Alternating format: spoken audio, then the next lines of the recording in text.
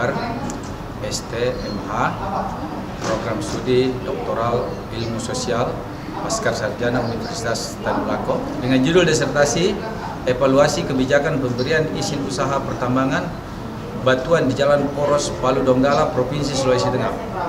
Harapan Promopendus berkaitan dengan penelitian ini bisa dan dapat diimplementasikan dalam kebijakan di sektor pertambangan oleh pemerintah daerah Provinsi Sulawesi Tengah.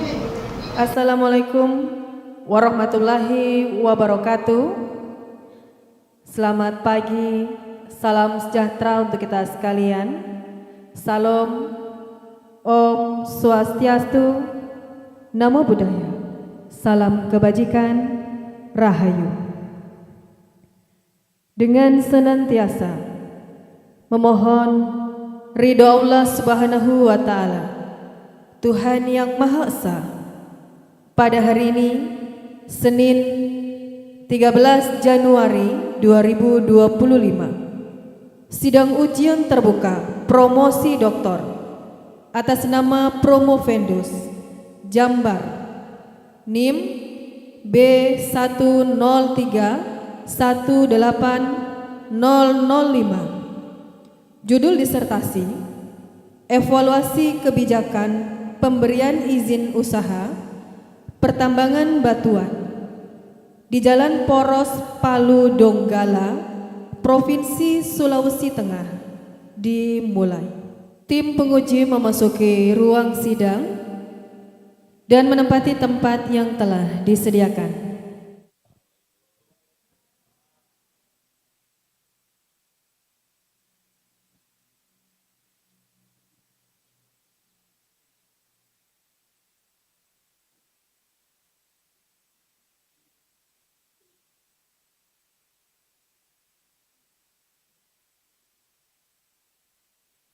Selanjutnya Promopendus memasuki ruang sidang dan menempati tempat yang telah disediakan.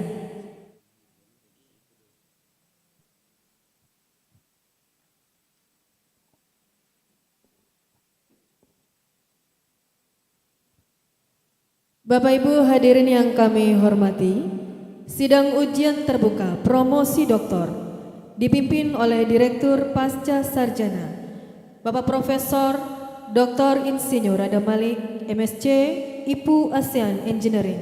Dengan hormat kami persilakan. Bismillahirrahmanirrahim. Alhamdulillahirabbil alamin. Wassalatu wassalamu ala asyrafil anbiya'i wal mursalin wa ala alihi ajmain, amma ba'du. Assalamualaikum warahmatullahi wabarakatuh. Selamat pagi, salam sejahtera buat kita sekalian. Om Swastiastu, Namo Buddhaya, salam kebajikan. Yang terhormat Bapak Profesor Dr. Muhammad Akmal Ibrahim MC, terima kasih Prof telah menghadiri undangan kami. Bapak-bapak dan ibu-ibu tim penguji, dan alhamdulillah promosi hari ini juga dihadiri oleh Ibu Sekprov, sekaligus latihan ini karena beliau juga sudah tidak lama lagi hadir bersama kami di ruangan ini. Bapak Ibu hadirin sekalian yang saya muliakan, Saudara Promopendus, dengan memohon perlindungan, taufik dan hidayah Allah Tuhan yang Maha Kuasa, saya buka sidang promosi doktor atas nama calon Jambar. Sebelum kita melanjutkan, saya persilahkan promotor daripada Saudara Promopendus untuk membacakan pertanggungjawaban akademik dari Promopendus. Silakan Bapak Profesor Dr. Insinyur Saiful Darman MP. Bismillahirrahmanirrahim. Assalamualaikum warahmatullahi wabarakatuh. Pimpinan sidang dan tim penyanggah yang kami hormati, kami tim promotor Saudara Jambar yang terdiri dari saya sendiri Profesor Dr. Insinyur Saiful Darman MP. Yang kedua sebagai co-promotor adalah Dr. Abdul Rifai MSc, menyampaikan ucapan terima kasih atas kehadiran Bapak Ibu semua. Izinkan kami terlebih dahulu menyampaikan pesan kami kepada Saudara Propamendus. Saudara Propamendus, sebentar lagi saudara akan mempertahankan disertasi yang saudara telah kerjakan. Sudah cukup kami tim promotor membimbing saudara menyelesaikan disertasi sejak seminar usulan penelitian, ujian naskah disertasi, dan sekarang saatnya sidang promosi doktor. Kami berharap saudara dapat mempresentasikan disertasi saudara dengan baik kepada sidang yang terhormat hari ini, juga kepada hadirin para tamu undangan. Presentasi ini sebagai pertanggungjawaban akademik saudara Propamendus dari kami sebagai tim promotor.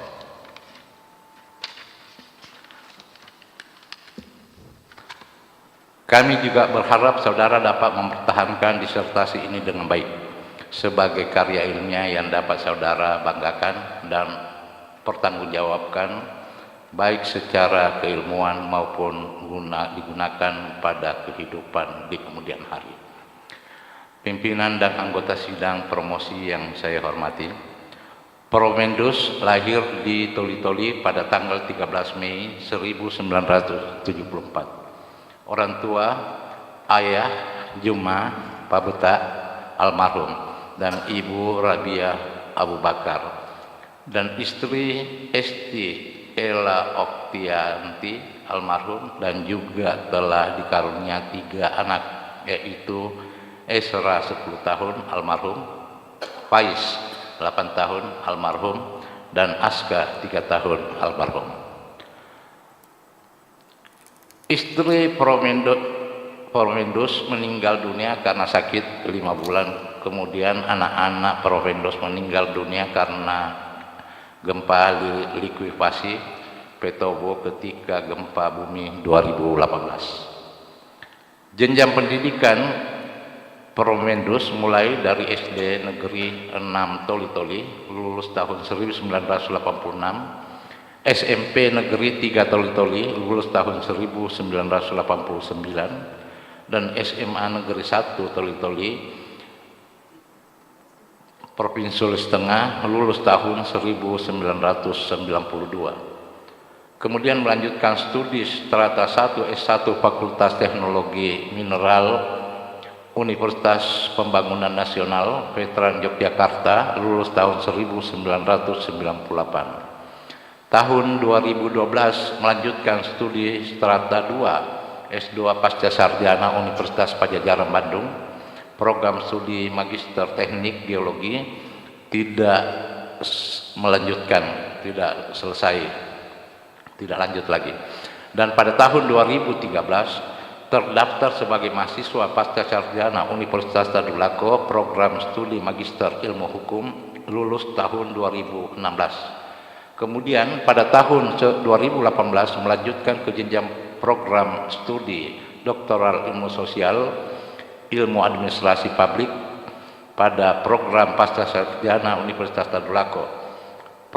Propamendus adalah aparatur sipil negara ASN di pemerintahan daerah Provinsi Sulawesi Tengah. Selanjutnya kami serahkan saudara Propamendus kepada sidang terbuka Senat Universitas berkenaan dengan promosi doktor untuk diuji. Kami akan menerima segala keputusan dalam sidang yang terhormat ini atas performa akademik Propamendus serta kelayakan Propamendus sebagai mendapatkan gelar akademik tertinggi di Universitas Tadulako. Sekian, saya kembalikan kepada Pak Ketua. Selanjutnya atas permohonan saudara, maka pada hari ini saudara akan mengikuti ujian promosi doktor dengan judul penelitian evaluasi kebijakan pemberian izin usaha pertambangan batuan di Jalan Poros Palu Donggala, Provinsi Sulawesi Tengah. Untuk itu saya persilakan Bapak Profesor Dr. Slamet Riyadi MSI selaku Sekretaris untuk membacakan surat keputusan berkaitan dengan keabsahan ujian promosi. Silakan Prof. Baik, terima kasih pimpinan sidang. Keputusan Direktur Pasca Sarjana Universitas Tadulako nomor 001/28/12/KM0100 tahun 2025 tentang penetapan panitia ujian terbuka disertasi mahasiswa program studi ilmu sosial program doktor pasca sarjana Universitas Tadulako.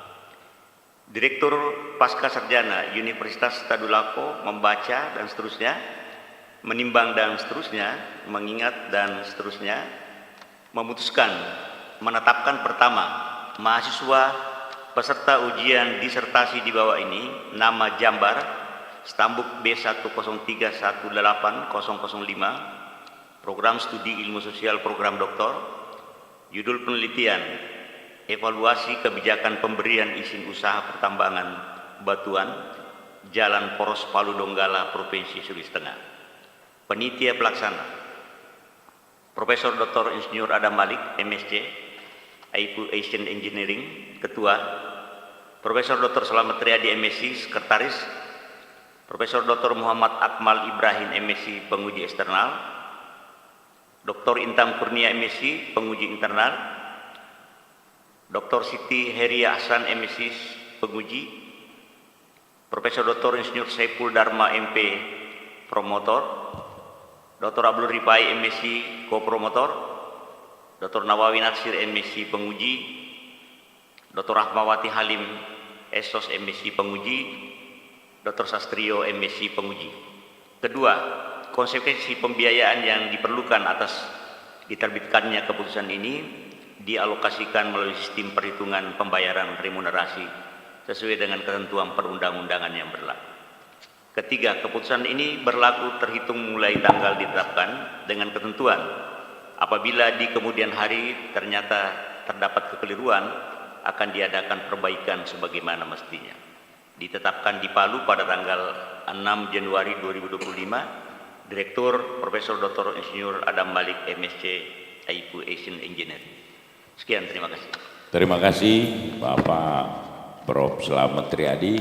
Selanjutnya saya mempersiapkan Saudara Promovendus memaparkan ringkasan hasil penelitian disertasi saudara paling lama 15 menit. Silakan. Bismillahirrahmanirrahim. Assalamualaikum warahmatullahi wabarakatuh. Salam sejahtera buat kita semua. Om Swastiastu, Namo Buddhaya, salam kebajikan. Yang terhormat dan amat terpelajar Profesor Dr. Insinyur Adam Malik MSc IPU Asian Engineering. Yang terhormat dan amat terpelajar Profesor Dr. Slamet Riyadi MSI. Yang terhormat dan amat terpelajar Profesor Dr. Muhammad Akmal Ibrahim MSI. Yang terhormat dan amat terpelajar Profesor Dr. Saiful Darman MP CEIA. Yang terhormat dan terpelajar Dr. Abdul Rifai MSI. Yang terhormat dan terpelajar Dr. Nawawi Nasir MSI. Yang terhormat dan terpelajar Dr. Siti Haira Ahsan MSI. Yang terhormat dan terpelajar Dr. Intam Kurnia MSI. Yang terhormat dan terpelajar Dr. Rahmawati Halim MSI. Yang terhormat dan terpelajar Dr. Sastrio MSI. Yang terhormat Ibu Sekretaris Provinsi Sulawesi Tengah Dr. Anda Nopadina MM. Kebetulan yang tercinta Ibu mertua saya hadir di sini. Rekan-rekan dari Dinas Perumahan Kawasan Pemukiman dan Pertanahan dan rekan-rekan dari Dinas Energi dan Sumber Daya Mineral Provinsi Sulawesi Tengah. Para hadirin sekalian yang saya banggakan, yang saya tidak bisa sebutkan satu persatu. Izinkan saya mempresentasikan disertasi saya dengan judul Evaluasi Kebijakan Pemberian Izin Usaha Pertambangan Batuan di Jalan Poros Palu Donggala, Provinsi Sulawesi Tengah.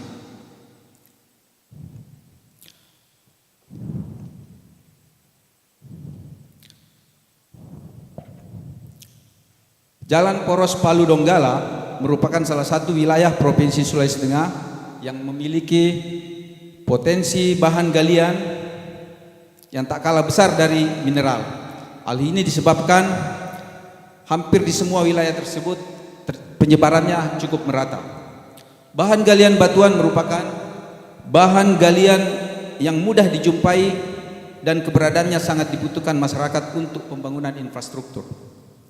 Melihat besarnya potensi bahan galian batuan yang terdapat di Jalan Poros Palu Donggala menyebabkan banyak kegiatan usaha pertambangan yang diusahakan oleh badan usaha, terutama oleh pihak swasta. Pengelolaan oleh swasta tersebut tentunya mendatangkan pemasukan bagi daerah, baik yang berhubungan langsung dengan lokasi maupun pemerintah daerah. Selamat datang Pak Kadis Perumahan Kawasan Pemukiman dan Pertanahan Provinsi Sulawesi Tengah dan Bapak Sekretaris. Saya lanjutkan. Sebagai salah satu penyumbang PAD, pertambangan menjadi sebuah sektor yang mendapat perhatian khusus dari pemerintah daerah.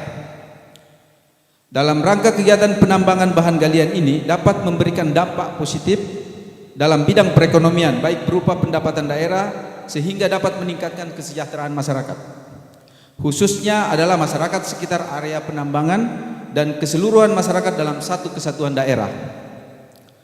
Selain itu, dampak positif dari kegiatan penambangan adalah dapat membuka lapangan pekerjaan baru, yakni tenaga kerja penambang yang dapat diperoleh dari sumber daya manusia di sekitar perusahaan penambangan.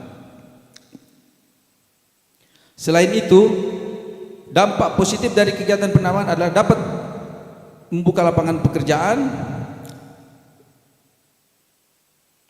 dan dapat diperoleh dari sumber daya manusia di sekitar perusahaan penambangan. Lokasi penambangan batuan sepanjang Jalan Poros Palu Donggala mencakup dua kecamatan, Kecamatan Ulu Jadi di Kota Palu dan Kecamatan Banawa Kabupaten Donggala yang hanya berkisar kurang lebih 20 km. Bisa dilihat di peta lokasi Ulu Jadi persis dari tengah ke selatan, kemudian Kecamatan Banawa persis dari tengah ke utara. Jarak dari sini dari selatan ke utara hanya berkisar 20 km.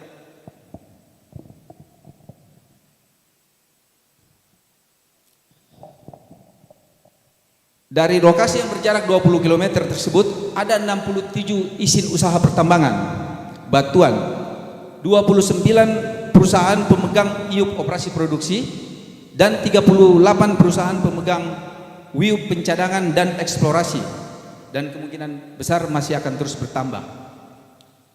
Kegiatan IUP batuan berada di dua kecamatan tersebut, berada persis di tengah-tengah pemukiman padat penduduk. Kalau di peta yang berwarna, di legenda yang berwarna pink ini adalah perumahan penduduk sepanjang jalan ini, dan kemudian ada beberapa yang masuk di wilayah arah ke bukit. Penduduk di dua kecamatan tersebut berkisar 33.000 untuk Ulu Jadi dan 36.000 di Kecamatan Banawa. Tapi kemungkinan besar yang di Banawa hanya sekitar 10.000 yang tercover di wilayah penambangan. Yang perlu diketahui juga bahwa persis wilayah penambangan ini dari utara ke selatan ini persis berbatasan langsung dengan hutan lindung. Jadi tidak ada space koridor dari hutan lindung ke areal ke hutan produksi. Jadi langsung hutan lindung langsung ke wilayah penambangan. Dan juga sedikit tambahan, tidak di sisi timur persis lokasi tersebut adalah garis sesar Palu Koro. tidak jauh, kurang lebih 1 atau 2 kilometer.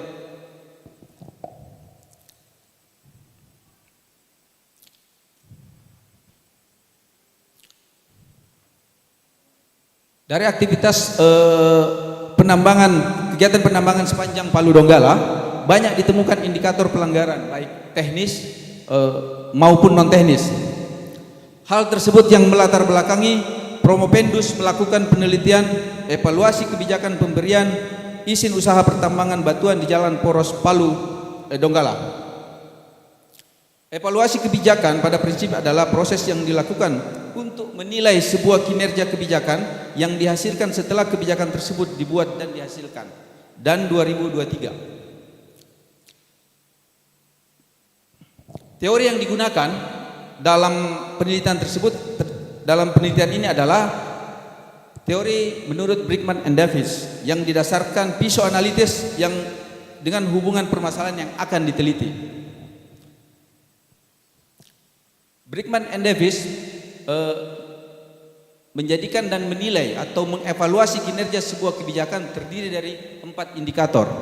Indikator pertama adalah indikator input, kemudian indikator proses, indikator output, dan indikator outcome. Berkaitan dengan pisau permasalahan di wilayah tersebut, pisau analisis dengan permasalahan yang ada di wilayah tersebut, pada indikator input, Dinas Energi dan Sumber Daya Mineral terkendala oleh keterbatasan tenaga auditor untuk kegiatan pengawasan. Sebagian perusahaan tidak memiliki kepala teknik tambang dan pengembangan sumber daya manusia sejauh ini belum dijalankan secara optimal oleh perusahaan. Kemudian pada indikator proses, pelaksanaan kaidah good mining practice belum sepenuhnya dilakukan oleh perusahaan pemegang iup batuan.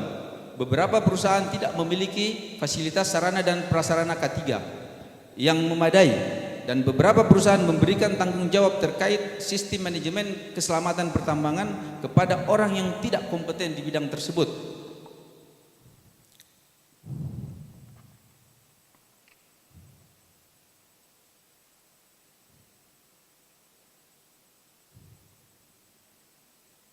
Pada indikator output, dampak yang ditimbulkan dengan adanya aktivitas penambangan batuan di kawasan tersebut dinilai kurang sesuai dengan manfaat yang dirasakan masyarakat. Pada indikator outcome, kebijakan izin usaha pertambangan batuan khususnya pasca izin operasional di Jalan Poros Palu Donggala, Provinsi Sulawesi Tengah lebih banyak memberikan dampak negatif terhadap masyarakat dan juga lingkungan di sekitar kawasan pertambangan tersebut. Kerangka pemikiran didasarkan dari Undang-Undang Nomor 4 Tahun 2009 tentang pertambangan mineral dan batu bara. Kemudian Surat Edaran Menteri ESDM Nomor 4.E/30-DJB/2015 tentang penyelenggaraan urusan pemerintahan di bidang pertambangan mineral dan batu bara. Kemudian ditindaklanjut melalui kajian evaluasi kebijakan publik terkait izin usaha pertambangan batuan di Jalan Poros Palu Donggala, Provinsi Sulawesi Tengah dengan mengacu 4 indikator berdasarkan teori Brickman and Davis dalam Bajuri dan Yono adalah indikator input, indikator proses, indikator output, dan indikator outcome. Metode penelitian. Pertama, jenis penelitian yang digunakan oleh peneliti adalah jenis deskriptif kualitatif. Kemudian informan pada penelitian ini ditentukan dengan teknik purposif. Data yang dikumpulkan dalam penelitian ini dibedakan menjadi 2, yakni data primer dan data sekunder. Teknik dalam pengumpulan data, penulis menggunakan beberapa cara antara lain observasi, wawancara, dan dokumentasi. Dan yang terakhir, data dianalisa dengan menggunakan beberapa langkah sesuai dengan teori Mills, Huberman, dan Saldana, yaitu menganalisis data dengan 3 langkah: kondensasi data, menyajikan data, dan simpulan atau verifikasi. Hasil dan pembahasan. Berdasarkan teori Brickman and Davis, indikator pertama adalah indikator input, terdiri dari sumber daya manusia, sumber daya sarana dan prasarana, dan sumber daya keuangan. Sumber daya manusia, perusahaan terus melakukan peningkatan SDM-nya, namun ada pula sebagian perusahaan yang cenderung kurang peduli dengan hal tersebut. Sumber daya sarana dan prasarana, keadaan sarana dan prasarana di lokasi tambang sejauh ini masih belum memadai. Sumber daya keuangan, yang menjadi masalah saat ini, ketersediaan sumber daya keuangan masih minim dan kurang mencukupi untuk mengakomodir kegiatan operasional di lapangan, khususnya pengawasan terkait dengan kegiatan usaha pertambangan yang dilakukan secara rutin.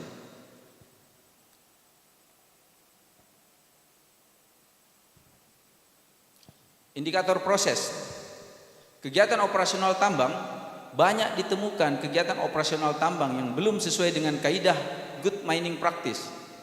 Hal ini dapat dilihat dari temuan yang menunjukkan pengelolaan lingkungan belum dijalankan dengan baik, masalah perizinan, sistem manajemen keselamatan pertambangan yang tidak berjalan dengan baik, hingga masalah CSR yang juga tidak berjalan dengan baik.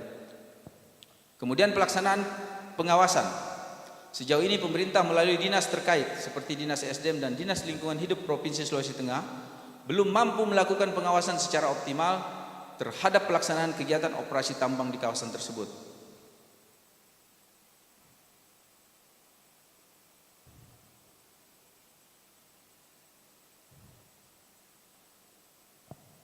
Pada indikator output, kontribusi terhadap PAD, kebijakan pemberian izin usaha pertambangan dilakukan karena dipandang dapat menambah pendapatan asli daerah.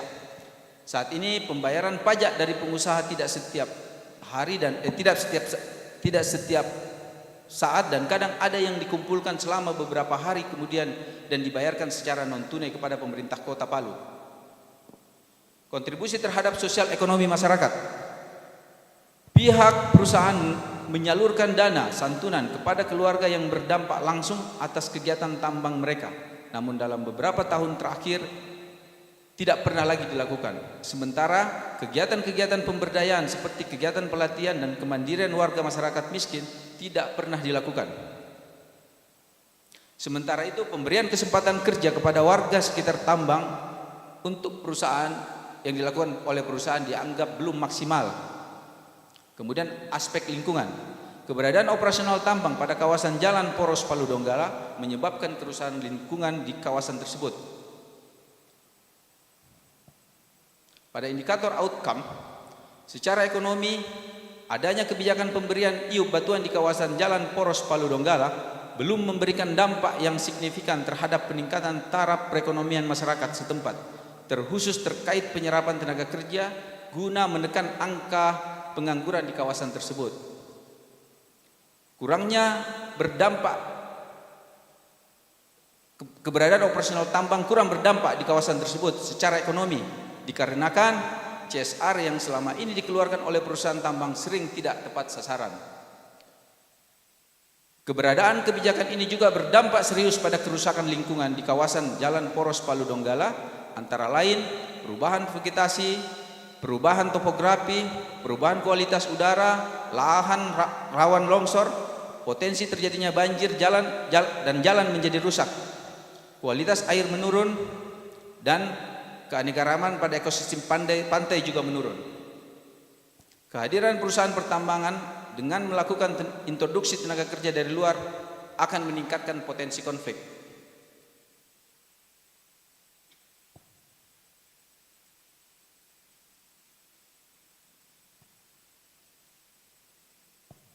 Novelty. Dibanding dengan penelitian sebelumnya, letak kebaruan dari penelitian ini adalah adanya evaluasi kebijakan yang dilakukan terkait pemberian iup batuan yang difokuskan pada izin operasional di Jalan Poros Palu Donggala, Provinsi Sulawesi Tengah, yang ditinjau dari aspek input, proses, output, dan outcome. Evaluasi kebijakan khususnya mengenai kebijakan pertambangan yang dikaji peneliti hanya ditinjau dari tata kelola yang lebih mencerminkan kepentingan praktis, manfaat, dan dampaknya. Padahal suatu kebijakan juga perlu berlandaskan pada nilai-nilai moral yang terkandung di dalam pelaksanaannya. Hal tersebut yang menjadi penting karena kebijakan yang dilandaskan pada aspek moral tentu akan menciptakan dasar yang adil bagi semua unsur, baik pemerintah, perusahaan, pemegang izin, masyarakat hingga lingkungan. Abdal 2015, Ramdan dan kawan-kawan mengungkap bahwa ukuran efektivitas kebijakan dapat dilihat dari moralitas, sebab suatu kebijakan harus dilandasi oleh moral yang baik. Pemerintah daerah, dalam hal ini Dinas ESDM Provinsi Sulawesi Tengah, harus menjadikan aspek moral sebagai salah satu dasar dalam kebijakan pemberian IUP batuan di kawasan Jalan Poros Palu Donggala. Hal ini dapat diwujudkan dengan kajian lingkungan hidup strategis atau KLHS. Adanya KLHS dapat diketahui daya dukung dan daya tampung lingkungan hidup atas aktivitas penambangan batuan di kawasan tersebut dan dapat memastikan berapa jumlah perusahaan tambang yang layak beroperasi.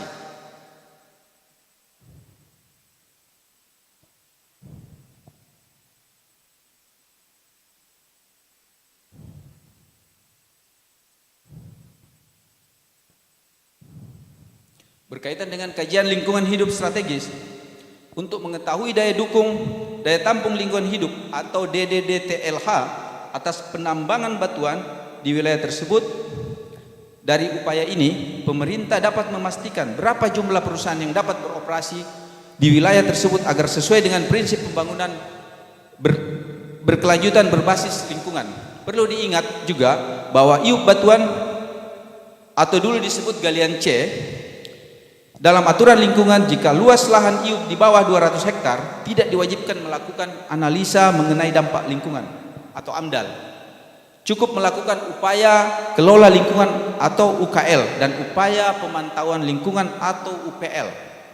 UKL-UPL adalah dokumen lingkungan hidup yang harus disusun pelaku usaha yang kegiatan usahanya tidak berdampak penting terhadap lingkungan hidup atau dengan dampak lebih terbatas.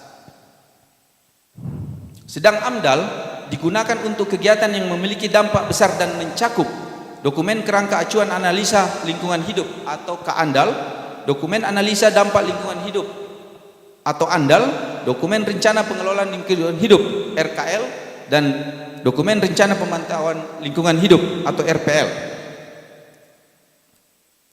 Hal-hal yang termasuk dampak penting dalam hal ini antara lain jika berpotensi mengubah bentang alam dan bentuk lahan, mengeksploitasi sumber daya alam sekitar, berpengaruh terhadap kawasan konservasi, menimbulkan pencemaran serta menimbulkan kerusakan. Sedang untuk kegiatan usaha yang tidak memiliki dampak penting atau besar hanya masuk dalam kriteria wajib UKL dan UPL. Jika melihat kegiatan pertambangan batuan sepanjang Jalan Poros Palu Donggala dengan jumlah izin usaha pertambangan batuan berjumlah 67 IUP, 29 perusahaan pemegang IUP operasi produksi dan 38 perusahaan pemegang IUP pencadangan dan eksplorasi, jika ditotal keseluruhan IUP tersebut kurang lebih hampir 1.800 hektar. Bisa dilihat di peta. Ya, kalau dirata-ratakan dibagi, IUP tersebut mengantongi sekitar 28 hektar dari total 1.800 hektar. Kalau dirata-rata dibagi menjadi 67 IUP. Jadi memang tidak wajib AMDAL. Akibat aktivitas pertambangan batuan di wilayah sepanjang Palu Donggala digolongkan kegiatan yang berdampak luas dan sangat berpotensi mengubah bentang alam dan bentuk lahan, mengeksploitasi sumber daya alam dan menimbulkan pencemaran serta kerusakan lingkungan.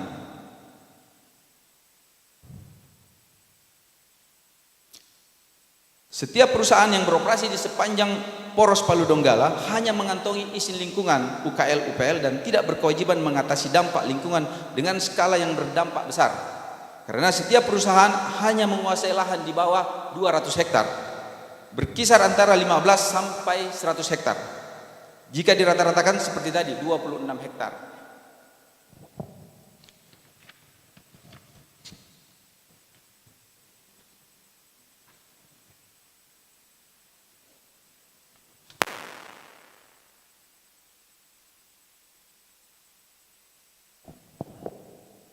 Pemerintah harus lebih jeli melihat hal tersebut. Harus segera dan perlu ada kebijakan yang diharapkan dapat menjadi solusi dalam menciptakan penambangan batuan yang lebih berkelanjutan, adil dan ramah lingkungan, melibatkan partisipasi aktif masyarakat di sekitar wilayah pertambangan, agar daerah dapat meraih manfaat ekonomi dari sumber daya alamnya tanpa mengorbankan kualitas lingkungan dan kesejahteraan masyarakat setempat. Kesimpulan, pelaksanaan kebijakan pemberian izin usaha pertambangan atau IUP batuan di Jalan Poros Palu Donggala belum berjalan sesuai dengan harapan. Hal tersebut disebabkan pada indikator input menunjukkan pengembangan sumber daya manusia sejauh ini belum dijalankan secara optimal oleh perusahaan. Keadaan sarana dan prasarana di lokasi tambang masih belum memadai. Ditinjau dari indikator proses menunjukkan kegiatan operasional pertambangan di kawasan tersebut sejauh ini masih belum sesuai dengan pelaksanaan kaidah pertambangan yang baik atau good mining practice. Selain itu, pada indikator ini juga ditemukan bahwa pelaksanaan pengawasan belum berjalan dengan baik. Pada indikator output menunjukkan meski memberi kontribusi terhadap pendapatan daerah, namun masalah yang ditimbulkan dinilai kurang sesuai dengan manfaat yang dirasakan oleh masyarakat dan lingkungan yang ada di sekitar kawasan pertambangan tersebut. Dan pada indikator outcome menunjukkan pelaksanaan kebijakan izin usaha pertambangan batuan khususnya pasca izin operasional di Jalan Poros Palu Donggala Provinsi Sulawesi Tengah cenderung memberikan dampak negatif terhadap masyarakat dan juga lingkungan. Saran, pihak perusahaan perlu melakukan beberapa upaya pengembangan sumber daya manusia, tenaga kerja teknis pertambangan guna meningkatkan pengetahuan dan keahlian mereka dalam melaksanakan operasional pertambangan yang baik dan benar. Selain itu, perusahaan juga perlu melakukan pengadaan dan perbaikan sarana maupun prasarana penunjang operasional pertambangan. Kedua, perlu adanya usaha pemerintah untuk mengalokasikan anggaran yang diperuntukkan khusus untuk kegiatan pengawasan usaha pertambangan. Sebab tanpa sumber daya keuangan yang memadai akan sangat sulit bagi pengawas, bagi implementer untuk melakukan kontrol terhadap pelaksanaan operasional pertambangan. Kemudian, pemerintah perlu mengambil langkah strategis untuk mengarahkan perusahaan-perusahaan pemegang IUP batuan di kawasan tersebut agar taat terhadap ketentuan yang mengatur terkait pelaksanaan kaidah pertambangan yang baik dan benar. Pemerintah perlu mengarahkan setiap perusahaan yang melakukan penambangan di kawasan tersebut untuk melakukan upaya terbaik dalam meningkatkan kinerja lingkungan secara berkelanjutan. Sebagai pengingat dari Al-Quran, Allah akan meninggikan orang yang beriman di antara kamu dan orang-orang yang diberi ilmu pengetahuan beberapa derajat. Assalamualaikum warahmatullahi wabarakatuh. Baiklah, kita melangkah ke acara selanjutnya, yakni saya akan memberikan kesempatan kepada bapak-bapak dan ibu-ibu tim penguji untuk mengajukan pertanyaan, saran, komentar maupun sanggahan. Kesempatan pertama saya berikan kepada Bapak Profesor Dr. Muhammad Akmal Ibrahim, MSc. Silakan, Bro. Bismillahirrahmanirrahim. Assalamualaikum warahmatullahi wabarakatuh. Alhamdulillahirabbil alamin hamdan syakirin hamdan yuafi ni'mah wa yukafi masidah. Ya Rabbana lakal hamdu kama yanbaghi li jalali wajhil karim azim sultani. Asyhadu an la ilaha illallah wahdahu la syarikalah wa asyhadu anna Muhammadan abduhu wa rasuluh. Allahumma shalli ala sayyidina Muhammad wa ala ali sayyidina Muhammad. Bapak Ibu sekalian yang saya hormati, tentu kami pertama menyampaikan kebahagiaan kami atas kepercayaan yang telah diberikan kepada saya untuk tampil di forum ini. Syukur alhamdulillah pada hari ini saya diberi kesempatan pertama, dan saya kira Pak Direktur ini saya punya waktu sampai sore kan Pak. Jadi tidak apa-apa saya kuliah lagi di mimbar akademik ini. Baik, yang saya banggakan Saudara Jambar, saya menyampaikan apresiasi yang sangat luar biasa atas prestasi Anda sehingga Anda bisa tampil di mimbar akademik yang penuh penghargaan pada hari ini, penuh kehormatan. Tidak banyak Pak orang yang bisa pakai toga berdiri di mimbar akademik sebuah universitas. Bapak Ibu sekalian yang saya hormati, promovendus yang saya banggakan, saya pertama-tama menyampaikan kesan saya ya, bahwa begitu saya terima ini undangan dan melihat substansi penelitian saudara, lalu promovendus menceritakan ke saya kejadian tahun 2018 yang lalu, sehingga saya mengasumsikan bahwa Anda memilih tema implementasi kebijakan pemberian izin usaha ini mungkin ada hubungannya dengan apa yang Anda sudah lewati tahun 2018 yang lalu. Saya kira Anda, bukan kira, tetapi saya menyampaikan apresiasi yang luar biasa karena Anda masih bisa bangkit dari satu pukulan yang luar biasa, cobaan yang diberikan kepada Anda, dan Anda bisa menunjukkan pada hari ini kepada kita semua bahwa saya masih ada dan masih mampu tampil memiliki pendidikan tertinggi sebagaimana yang diraih oleh orang lain. Sekali lagi saya menyampaikan selamat kepada saudara.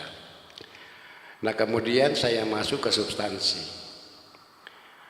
Mengevaluasi suatu kebijakan pemberian izin itu dengan menggunakan pendekatan Brickman, ya, dengan mengajukan 4 indikator, mulai dari input, proses, output, dan outcome. Ini tentu Anda mau melihat bagaimana sebetulnya kebijakan itu diimplementasikan. Itu pemahaman saya gitu. Nah, jadi tentu saya menitipkan bahwa dalam menjawab permasalahan penelitian ini, tentu saya berharap Anda mencoba untuk mengaitkan dengan bagaimana efektifnya suatu kebijakan di lapangan. Bagaimana kebijakan itu efisien atau tidak? Bagaimana keberlanjutan suatu kebijakan itu dilakukan oleh pemerintah? Ya, bagaimana dampak yang dihasilkan? Saya berharap ini bisa terungkap, ya. Tetapi saya yakin bahwa Anda sudah membahas di dalam disertasi Anda. Itu saya tidak persoalkan lagi karena Anda sudah diuji dan hari ini akan dipromosikan kepada seluruh khalayak bahwa saudara Jambar itu telah selesai menyelesaikan studi program doktor dengan keahlian khusus untuk kebijakan pemberian izin usaha tambang batuan. Saudara promovendus, saya minta saudara coba jelaskan kepada saya dari hasil yang Anda paparkan, ada kegelisahan yang muncul di saya. Dan saya kira kegelisahan itu mungkin ada pada diri Anda juga. Yang saya tangkap dari presentasi Anda bahwa lokasi tambang batuan yang ada di tengah-tengah permukiman penduduk, ya, yang jumlahnya sekitar 1.800 hektar. Kemudian jumlah penambang yang ada di situ berdasarkan izin yang keluar ada 67 siu.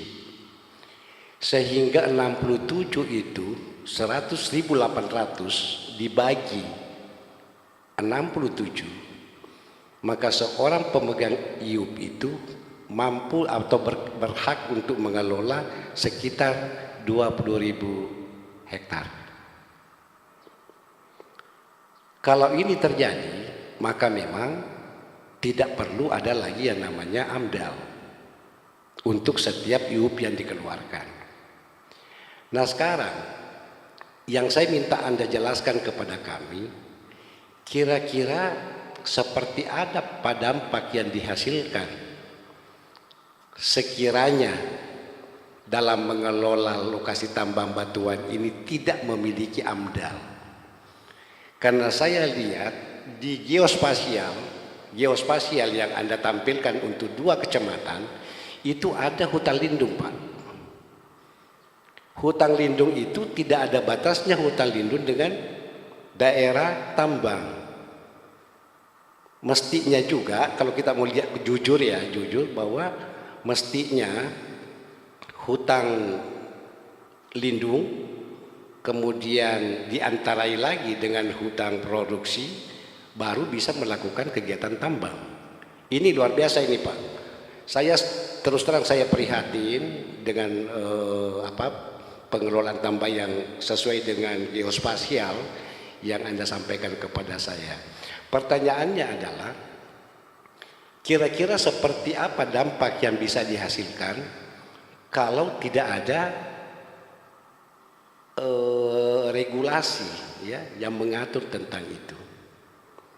Itu yang pertama. Kemudian yang kedua, pertanyaan yang kedua adalah siapa yang bertanggung jawab dengan adanya lokasi tambang ini?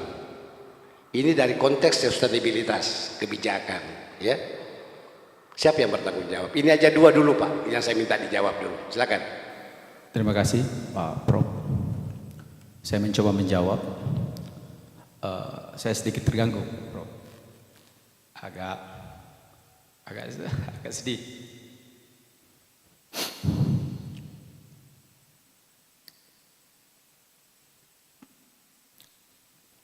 Sedikit mungkin gambaran. Saya selalu mengingat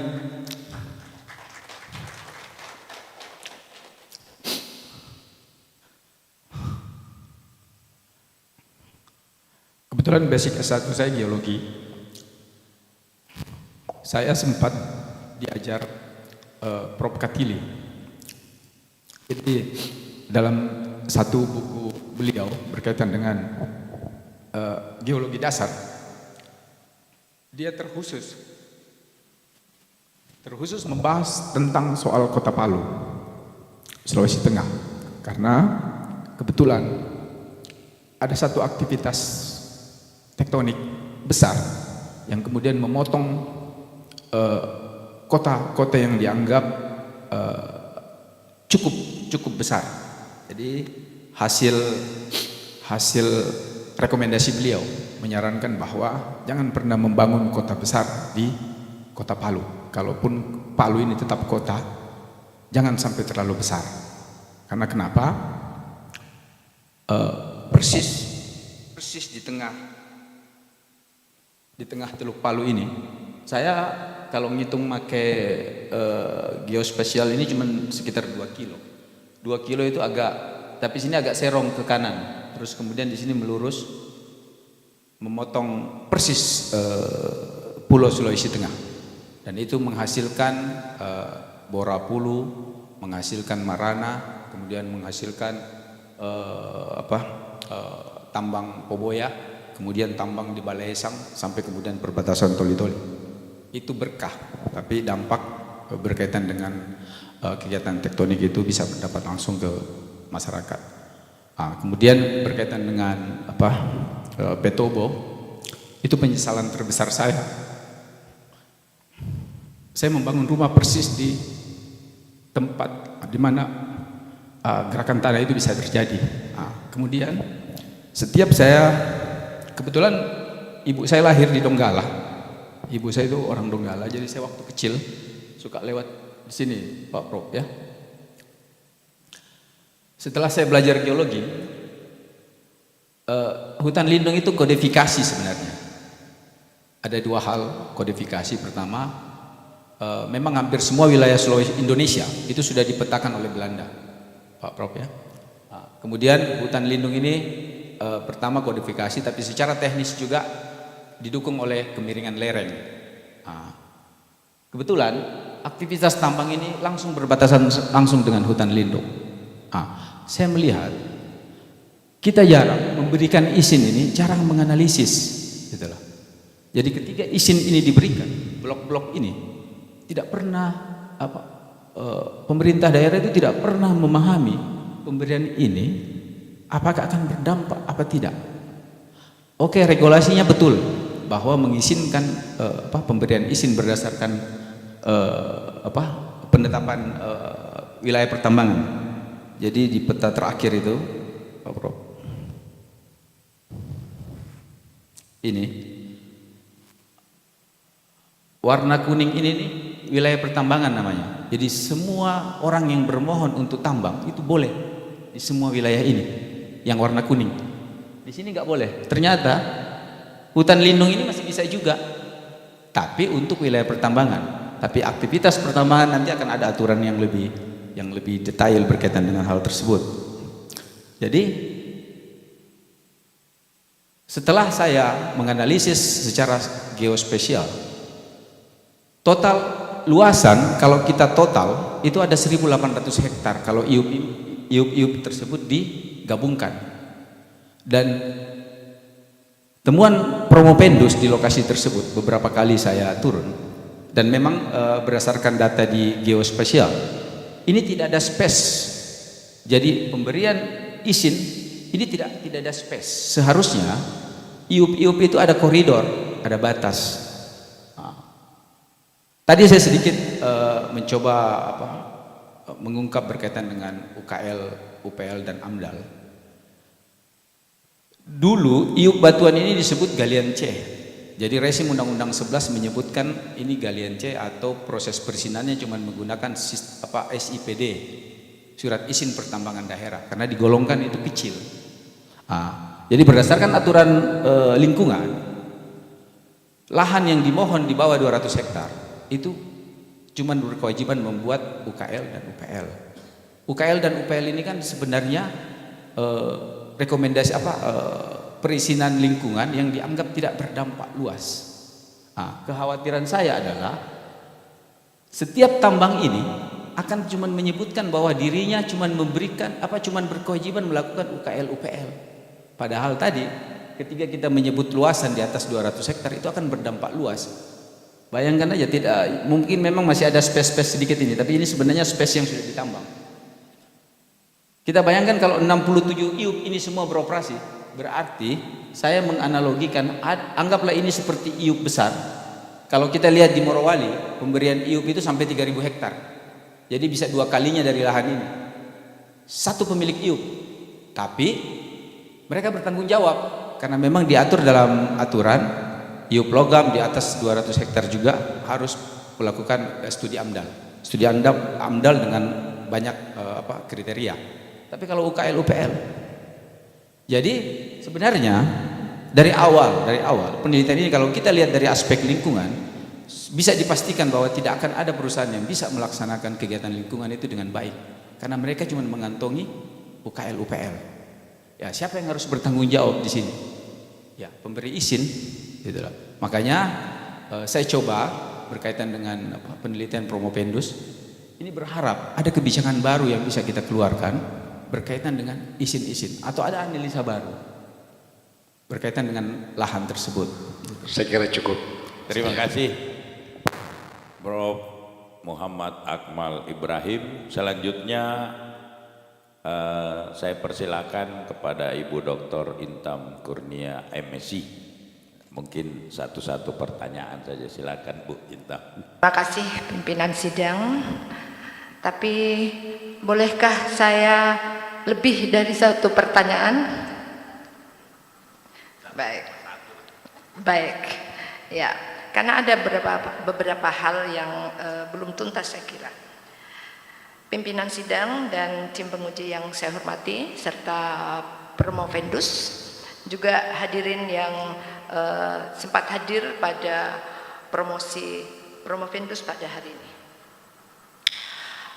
Ada hal yang mungkin saya melihatnya dari apa yang disampaikan itu, dari yang telah disampaikan ada 3/4 out of context. Ya. Saya ingin coba mengembalikan ke makna evaluasi itu sendiri. Ya. karena judulnya adalah terkait dengan evaluasi.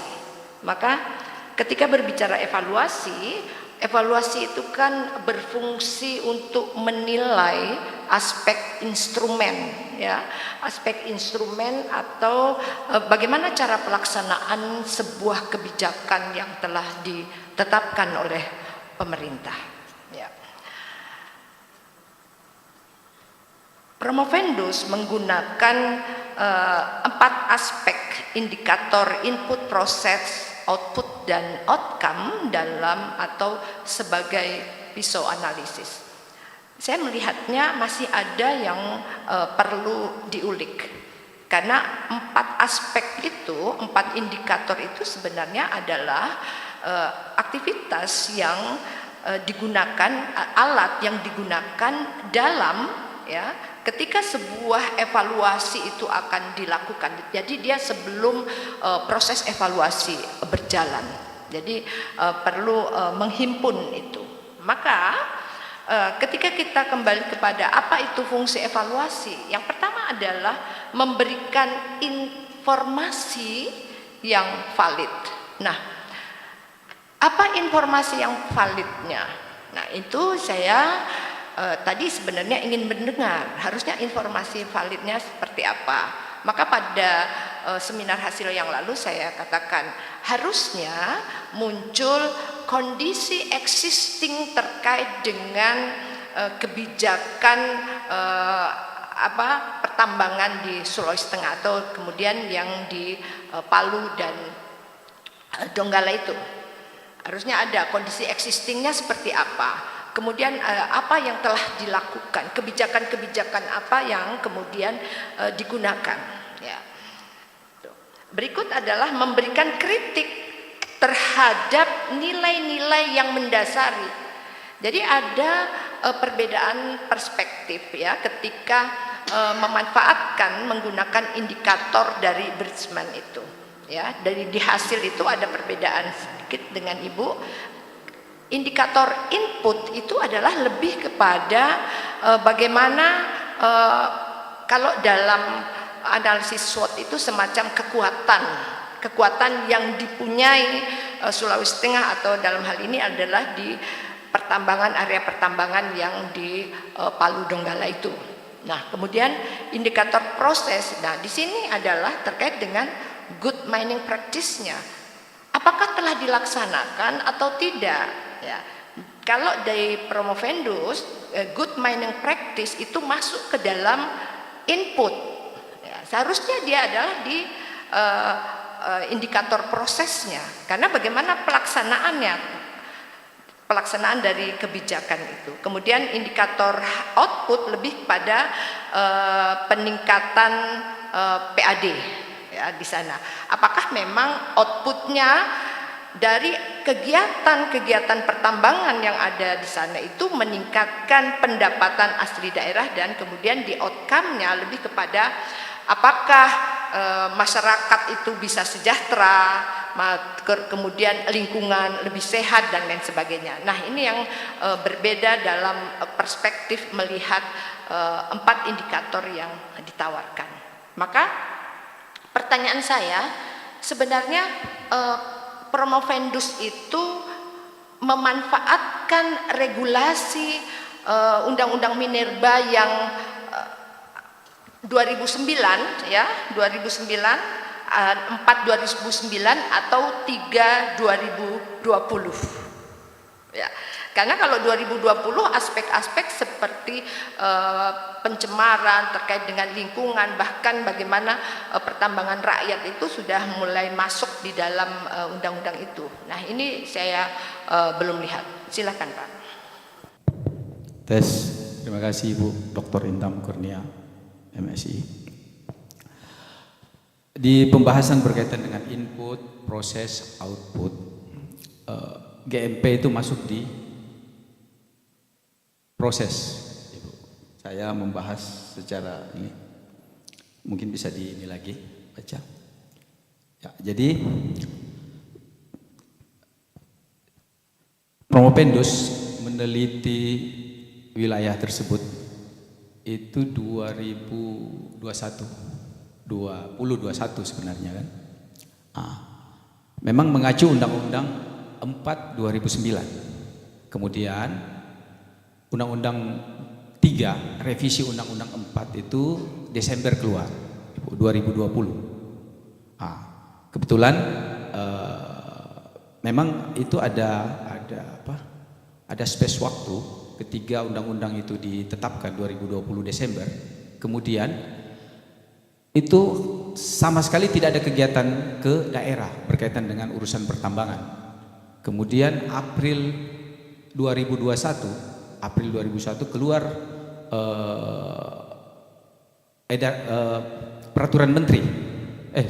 peraturan Presiden nomor 55 yang memberi pelimpahan kewenangan kembali kepada pemerintah provinsi. Salah satu yang dilimpahkan adalah batuan, tambang rakyat dan tambang rakyat. Jadi tidak banyak berubah, Ibu, dari Undang-Undang 4 ke Undang-Undang 3. Ya, oke. Terima kasih Ibu Dr. Intam Kurnia. 1/3/4 tadi pertanyaan ini Bu Intam. Saya lanjutkan kepada Bapak Dr. Nawawi Natsir, MSc, silakan. Baik, terima kasih. Bismillah. Assalamualaikum warahmatullahi wabarakatuh. Yang terhormat pimpinan dan sekretaris sidang yang kami hormati, penguji eksternal Bapak Profesor Dr. Muhammad Akmal Ibrahim, Promopendus dan Komisi Pembimbing atau promotor. Saudara Promopendus, judul saudara adalah evaluasi kebijakan pemberian izin usaha. Maka secara otomatis Promopendus adalah evaluator. Ya. Mengevaluasi, kalau tadi Ibu Dr. Intam Kurnia memberikan nilai atau mengasesmen tentang proses pemberian izin usaha itu. Oleh karena itu, dalam proses pemberian izin usaha sebenarnya adalah unit analisis adalah ya dinas SDM kalau tidak salah tadi yang ada, itu yang harus dianalisis karena Promopendus adalah evaluator. Ya, evaluasi itu maka Promopendus harus evaluator dalam proses pemberian izin usaha. Oleh karena itu, ya evaluasi ini secara atau Promopendus melakukan asesmen itu menilai prosesnya itu, ya, sehingga akan tergambar evaluasi implementasi. Nah, yang mengakibatkan evaluasi implementasi itu yang Promopendus saya lihat lebih banyak pada impact-nya, evaluasi dampak dari adanya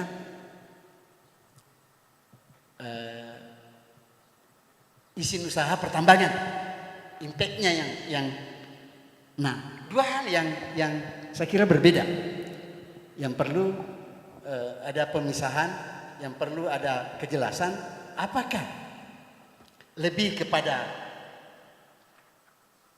teknis pemberian izin usaha pertambangan batuan, ataukah lebih kepada impact-nya? Kan ada evaluasi impact, ada evaluasi implementasi. Itu yang mungkin bisa dijelaskan. Karena ya, dua hal ini akan menghasilkan sebuah rekomendasi. Tadi penguji eksternal sudah menggambarkan bahwa ketika ada moratorium dalam hal ya, di sini Promopendus bisa menghasilkan sesuatu rekomendasi yang bisa diangkat melalui media agar penelitian saudara Promopendus bisa dilaksanakan dengan rekomendasi-rekomendasi itu. Karena sebuah evaluasi kebijakan itu biasanya menghasilkan sebuah rekomendasi. Ya. Saya kira itu, saya minta tanggapan dan jawaban dari Saudara Promopendus. Terima kasih. Ya, jadi ketika awal Promopendus mau melakukan penelitian, ada perdebatan berkaitan dengan evaluasi. Kita akan mengevaluasi di awal, di tengah atau di akhir. Ya, saya kira tadi terlihat bahwa kegiatan unit analisis yang kita lakukan adalah di sepanjang semua perusahaan tambang yang ada di wilayah Jalan Poros Palu Donggala. Tapi juga penelitian ini dilakukan ke dinas terkait, terutama dinas SDM dan dinas lingkungan hidup berkaitan dengan pengawasan. Kemudian ada beberapa data yang kami dapatkan dan juga melakukan wawancara dengan ombudsman. Nah, di awal penelitian kami mau berfokus di beberapa perusahaan awalnya, ya.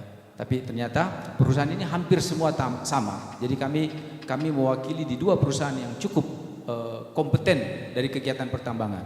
Nah, jadi evaluasi ini dilakukan di akhir, di impact, di akibat pasca setelah izin itu diberikan.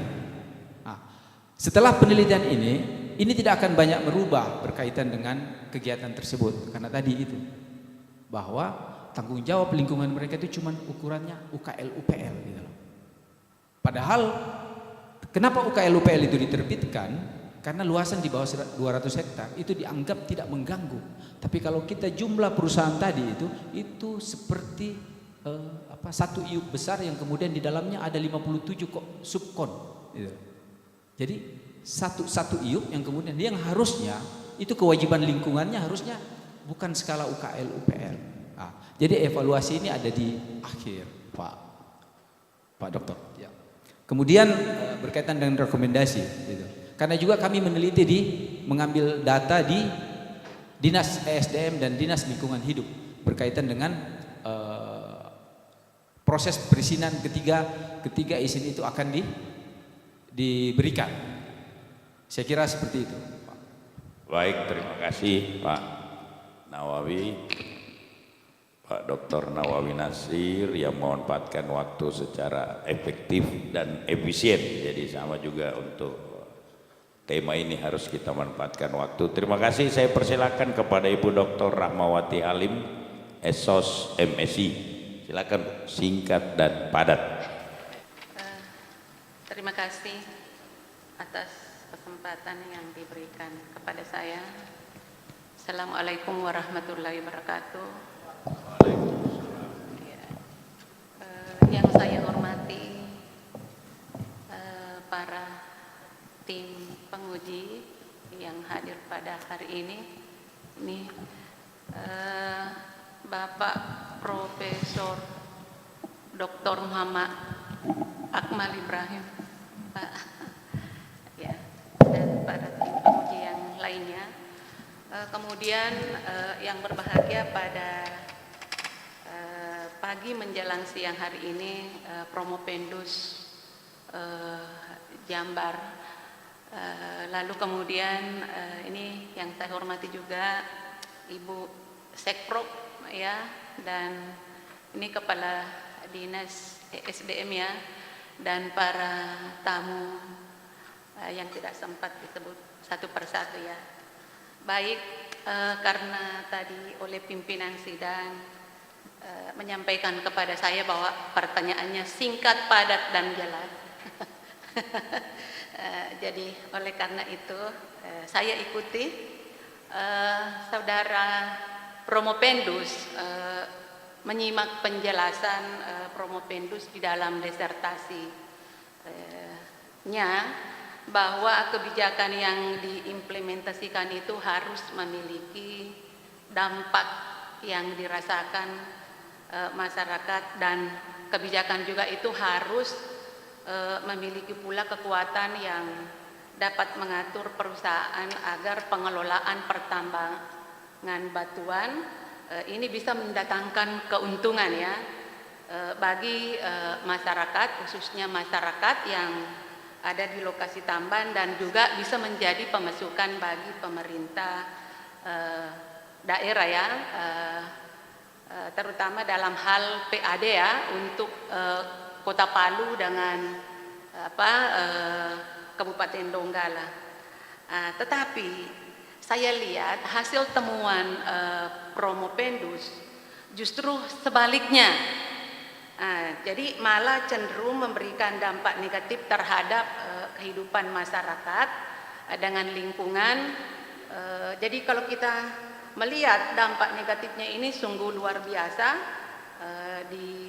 Sempat saya baca di buku kecil ini sampai ada 20 warga ya yang sampai muntah darah akibat dari dampak pertambangan ini. Nah, saya ingin Promopendus menjelaskan mengapa kira-kira demikian. Itu. Silahkan. Iya, terima kasih. Yang terhormat dan terpelajar Ibu Dr. Rahmawati Halim. Saya coba menjawab. Jadi kegiatan tambang yang ada di Palu Donggala, kembali lagi kenapa saya coba tadi menjelaskan berkaitan dengan tanggung jawab lingkungan. Karena kalau kegiatan tersebut cuma satu perusahaan yang mungkin ukurannya 15 hektar atau mungkin 26 hektar kalau kita rata-ratakan, itu tidak berdampak, saya yakin. Karena memang cuma pengambilan material yang skalanya kecil. Tapi sepanjang Palu Donggala itu nggak ada space gitu. Jadi bisa dibilang sekarang itu ada beroperasi sekitar 100 hektar, luasan 100 hektar. Yang harusnya itu tanggung jawabnya adalah tanggung jawab AMDAL, bukan tanggung jawab skala UKL UPL.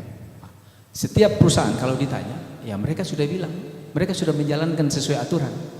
Aturannya yang mereka pakai adalah skala UKL UPL, bukan skala AMDAL. Benar mereka. Itulah kenapa Promopendus tergugah untuk mencoba bagaimana wilayah tersebut harus dikhususkan berkaitan dengan proses tahapan perizinan supaya impactnya atau dampaknya bisa ada yang bertanggung jawab. Saya kira seperti itu. Baik, terima kasih Ibu Dr. Rahmawati Halim. Selanjutnya saya persilakan kepada Ibu Dr. Siti Hairiah Hasan, MSI. Silakan.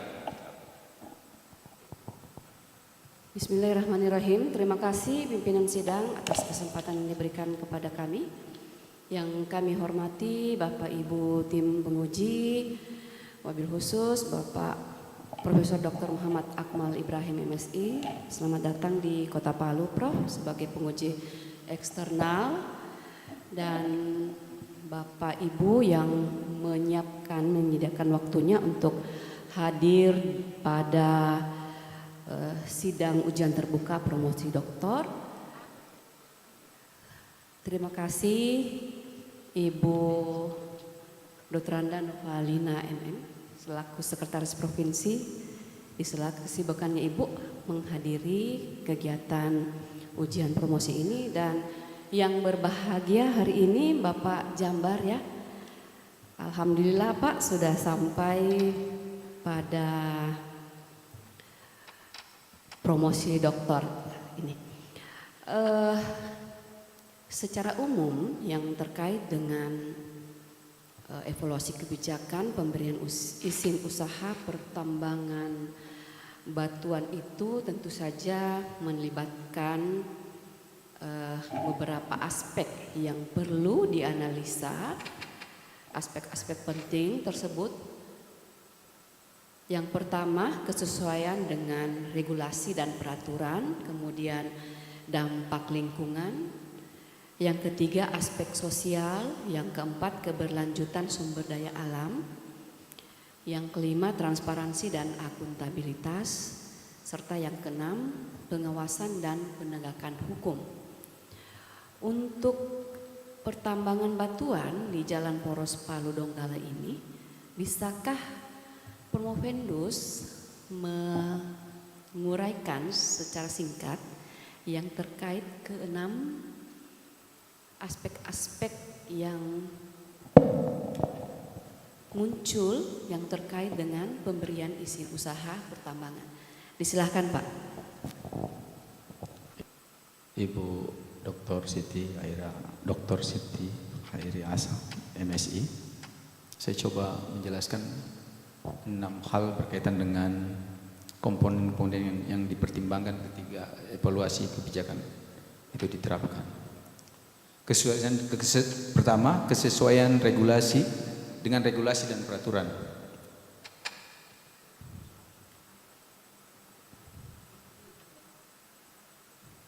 Dalam aturan berkaitan dengan regulasi, ada hal yang berkaitan dengan tata laksana proses pengaturan untuk kegiatan tambang yang dianggap berwawasan lingkungan atau kesesuaian dengan menggunakan metode good mining practice. Berkaitan dengan kesesuaian regulasi itu diatur dalam Undang-Undang 4 tahun 2009. Kemudian aspek dampak lingkungan adalah pengaruh perubahan pada lingkungan hidup yang disebabkan oleh kegiatan usaha pertambangan yang berada di sepanjang jalan Palu Donggala, seperti terjadi perubahan vegetasi, kemudian tanah itu yang tadinya lahannya cukup hijau, kemudian menjadi rata, kemudian berdebu. Jika hujan, banyak material sedimen yang bisa terbawa banjir, terbawa air menjadi bersama banjir.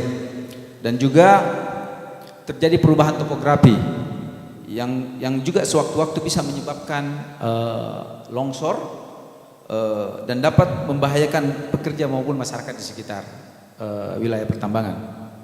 Kemudian aspek sosial, kehadiran perusahaan tersebut dengan melakukan introduksi tenaga kerja dari luar itu juga akan meningkatkan potensi konflik berkaitan dengan aspek sosialnya, sehingga kegiatan tambang di wilayah tersebut kadang dilakukan penolakan oleh masyarakat setempat, sering menimbulkan konflik karena tidak merekrut masyarakat di sekitar wilayah tambang dengan alasan bahwa sumber daya tidak sesuai dengan standar yang mereka miliki. Kemudian aspek keberlanjutan sumber daya alam adalah asas yang mengintegrasikan sikap arif dan bijak dalam eksploitasi sumber daya alam yang harus dilakukan secara terkendali yang bisa berdampak pada kelestarian lingkungan. Kemudian berkaitan dengan transparansi dan akuntabilitas, diharapkan setiap kegiatan penambangan yang dilakukan oleh perusahaan tersebut melakukan ada upaya keterbukaan kepada masyarakat. Masyarakat luas bisa mengakses banyak informasi dari kegiatan yang mereka lakukan. Begitu juga dengan apa yang dilakukan oleh pemerintah. Yang terakhir adalah pengawasan dan penegakan hukum. Hukum adalah bisa menjadi alat kontrol oleh pemerintah, baik oleh pemerintah pusat maupun pemerintah daerah. Dan instansi yang berkompeten di bidang tata kelola usaha pertambangan terkait pengelolaan pertambangan adalah Dinas ESDM dan Dinas Lingkungan Hidup. Nah, jika pengawasan ketat, kita harap Promopendus berharap kegiatan-kegiatan itu bisa lebih diminimalisirkan dampaknya. Saya kira 6 hal tersebut sudah saya sampaikan. Terima kasih. Baik, terima kasih Ibu Dr. Siti Hairi Hasan. Selanjutnya saya persilakan kepada Bapak Dr. Sastrio MSI. Silakan. Bismillahirrahmanirrahim. Assalamualaikum warahmatullahi wabarakatuh.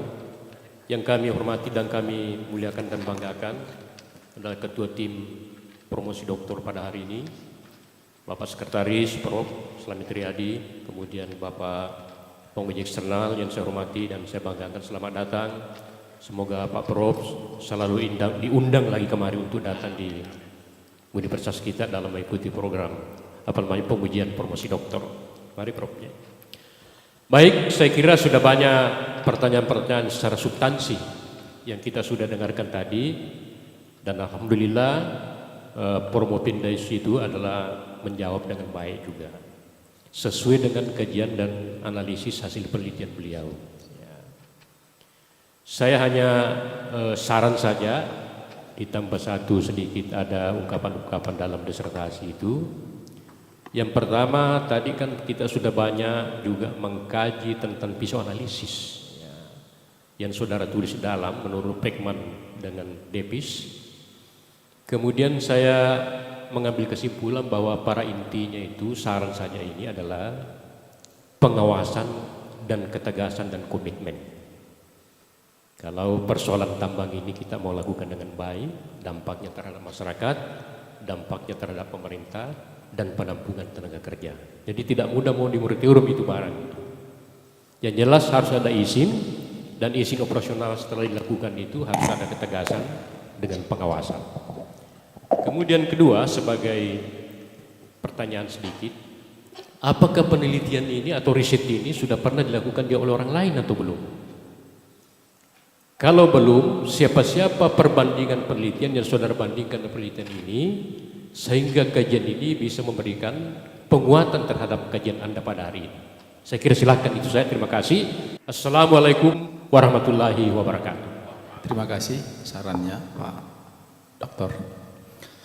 Berkaitan dengan psikoanalisis, jadi kenapa Beckman and Davis?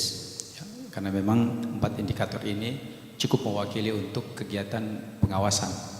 Nah, kemudian dari penelitian terdahulu, dari yang kami masukkan ke dalam naskah, itu ada satu penelitian yang hampir sama berkaitan dengan batuan, tapi lokasinya berbeda. Lokasinya di Donggala Utara, dan teori yang digunakan juga hampir sama, cuman dia khusus fokus ke satu perusahaan. Kalau ini khusus menurut Promopindaes, ini unik karena memang ada di sepanjang Palu Donggala, bukan untuk satu perusahaan. Gitu loh. Jadi berkaitan dengan pengawasan, pengawasan ini berkaitan dengan apa yang Promopindaes coba ungkap tadi. Walaupun pengawasan ini kita lakukan sesuai dengan aturan, kalau tanggung jawab yang setiap perusahaan itu skalanya lebih kecil, itu memang agak sulit memaksimalkan itu. Nah, makanya Promopindaes berharap, seperti juga saran yang disampaikan, merekomendasi adanya mungkin bukan merubah regulasi, tapi kemudian menambah satu syarat penting gitu, berkaitan dengan lingkungan. Saya kira wilayah Palu Donggala ini menjadi unik karena ada satu kegiatan yang sifatnya general itu dilakukan oleh banyak perusahaan dengan kegiatan yang sama, tanpa space, tanpa jarak yang batasan.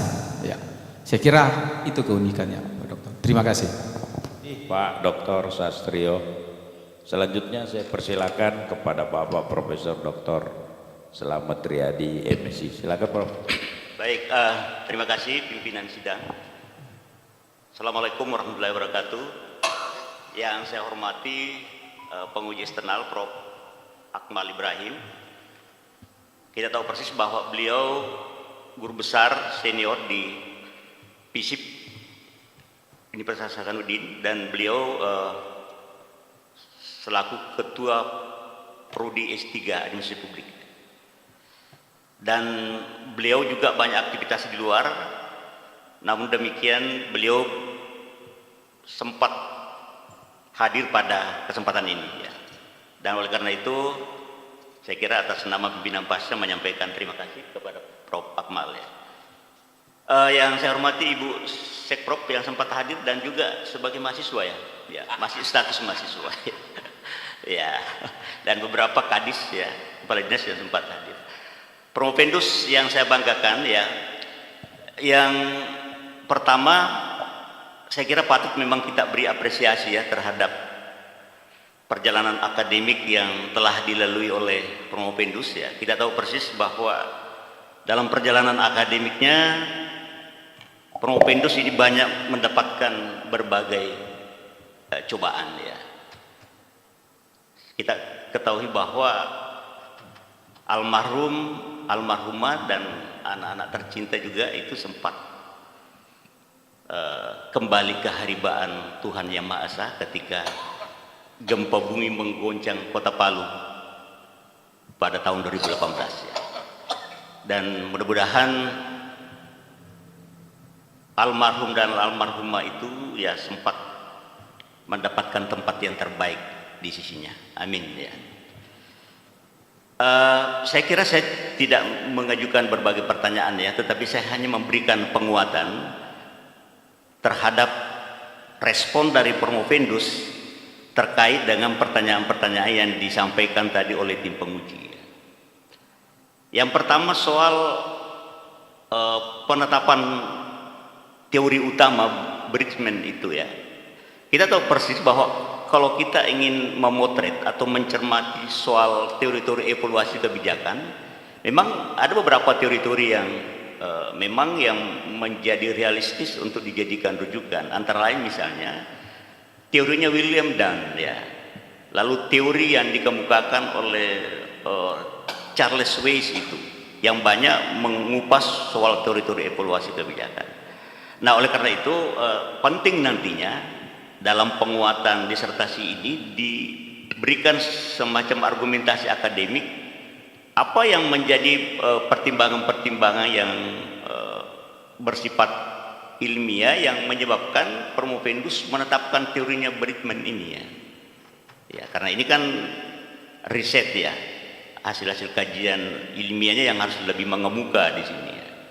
Itu yang penting saya kira. Tadi Anda memberikan jawaban tetapi tidak memberikan sebuah ya penguatan yang bersifat akademik. Kenapa lebih memilih Bridgman dibanding dengan teori-teorinya William dan teorinya Charles Weiss dan lain sebagainya itu ya.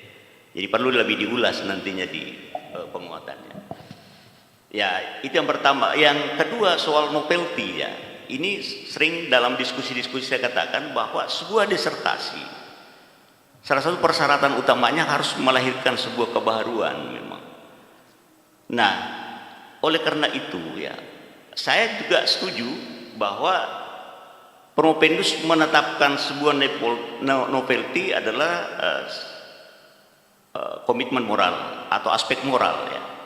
Nah, dalam teori-teori evaluasi kebijakan memang dituntut aspek-aspek moral atau komitmen moral itu dalam hal merumuskan sebuah kebijakan publik, sehingga produk-produk kebijakan publik itu bisa melahirkan nilai-nilai keadilan dan nilai-nilai transparansi ya. Nah, tadi dipertanyakan apa dukungan teoritiknya ya. Salah satunya yang harus dieksplor di situ sebenarnya adalah teori-teori yang bersifat teori-teori keadilan, teori-teori transparansi dan teori-teori akuntabilitas. Itu yang harus lebih dieksplor dalam memberikan penguatan terhadap dukungan teoritik yang novelty tadi itu ya. Saya kira itu Promovendus tidak perlu dijawab ya. Itu menjadi catatan penting saja saya kira untuk penyempurnaan nanti dalam disertasi. Terima kasih pimpinan. Baik, terima kasih Prof. Selamat Riyadi. Selanjutnya saya persilakan kepada Bapak Dr. Abdul Rifai, MSI. Pimpinan sidang yang saya hormati dan tim penguji yang saya hormati, dan terkhusus Saudara Promovendus Pak Jambar. Saya kira selaku komisi pembimbing, karena sudah beberapa tahun terakhir ini bertemu, berdiskusi dan seterusnya, bahwa sebenarnya banyak pertanyaan-pertanyaan yang ingin saya ajukan pada kesempatan ini, tetapi dengan pertimbangan tadi sehingga saya kurangi menjadi satu pertanyaan Pak Promovendus. Tentu sebuah penelitian bahwa dan sering orang-orang yang besar atau orang-orang yang sukses biasanya hanya mau menyampaikan terhadap kelebihan-kelebihan ya dari temuan atau apa, dan jarang mau mengungkapkan terhadap kelemahan atau kekurangan dari sebuah kajian. Sehingga pertanyaan saya itu adalah bahwa apa sebenarnya kekurangan dari penelitian ini? Dan perlu saya sampaikan kepada Propendus bahwa apapun jawaban dari Propendus itu tidak akan mempengaruhi penilaian saya karena nilainya saya telah kumpulkan. Disilakan. Bicara kekurangan, penelitian ini banyak kurangnya. Ya, jadi saya karena ini sidang mempertahankan disertasi, jadi saya coba menjawab sesuai dengan kemampuan saya. Tapi kalau bicara kekurangan, sangat banyak kekurangan. Kami Promopendus pertama itu sangat minim data sekunder, terutama berkaitan dengan nilai sebenarnya, nilai atau angka pendapatan, angka uang. Karena memang ada proses perubahan regulasi setelah lahir Undang-Undang 23 2014 yang kewenangannya tadi ada di kabupaten, itu beralih ke provinsi gitu. Dulu semua konsentrasi termasuk aturan, kemudian pajak berkaitan dengan galian itu diatur oleh kabupaten. Begitu 2015 kemudian ditarik ke provinsi gitu. Itu satu kekurangan. Kemudian dengan hal tersebut Promopendus kesulitan mengumpulkan data berapa sih nilai yang angka duit, nilai uang kalau kita bentuk dalam buat dalam bentuk rupiah sebelum kegiatan tersebut dilaksanakan sama pasca setelah itu. Ada lagi satu kekhawatiran Promopendus sebenarnya, karena Promopendus berkonsentrasi sebenarnya di proses perizinan pertambangan. Ada satu kewajiban setiap perusahaan tambang itu ada dalam yang disebut mine closure atau penutupan tambang gitu. Ada kewajiban sebenarnya setelah tambang itu tidak beroperasi untuk mengembalikan wilayah tempat dia menambang itu ke rona awal gitu. Nah, itu satu. Kemudian berkaitan dengan kekurangan-kekurangan dari penelitian tersebut, cukup saya kira, Profesor. Makasih. Bapak Dr. Abdul Rifai. Selanjutnya saya persilakan kepada Bapak Profesor Dr. Insinyur Saiful Darman MP. Silakan Prof. Sedikit saja, tidak usah dijawab juga. Hanya saya ucapkan selamat. Saya lebih senang Anda sudah mencapai ujian promosi hari ini. Hanya saya harapkan seperti sebenarnya yang Prof. Akmal tadi katakan, dalam tesis Anda harus Anda berani, dan kita selalu diskusi itu, tidak lepas dari itu, bahwa dalam hal kajian tambang ini Anda sudah paparkan kebaikan, kelemahan, lingkungan dan sebagainya. Satu yang saya ingatkan bahwa setiap pelaku usaha wajib menyusun dokumen lingkungan. Tadi berbicara AMDAL, UKL, itu dokumen lingkungan. Ketentuannya diatur undang-undang bahwa kalau lebih besar 200 AMDAL, kurang dari itu adalah UKL, lebih kecil lagi SPPL, tapi itu dokumen lingkungan. Sama saja. Tetapi kenapa menjadi rusak? Kenapa masih banyak keresahan? Itu yang penting. Inilah yang perlu saya utarakan, bahwa ada salahnya pelaku usaha perusahaan. Kenapa? Karena dia tidak melakukan pengelolaan dengan baik. Apa salahnya pemerintah? Karena dia tidak melakukan pengawasan dengan baik. Kenapa tidak melakukan pengawasan? Karena dia undang investor, dia ciptakan investor, tapi tidak dia siapkan dana untuk pengawasan ke instansi yang ditunjuk. Tidak ada instansi yang dikasih dana pengawasan. Kalau ada, apa dia katakan semua? Saya sering katakan begitu. Apa kerjamu? Bagi dinas semua, kalau dia hanya kritik, tidak ada dana untuk melakukan usaha. Diharapkan dari perusahaan kasih, bodoh perusahaan itu kalau mau kasih dana untuk mengawasi kita.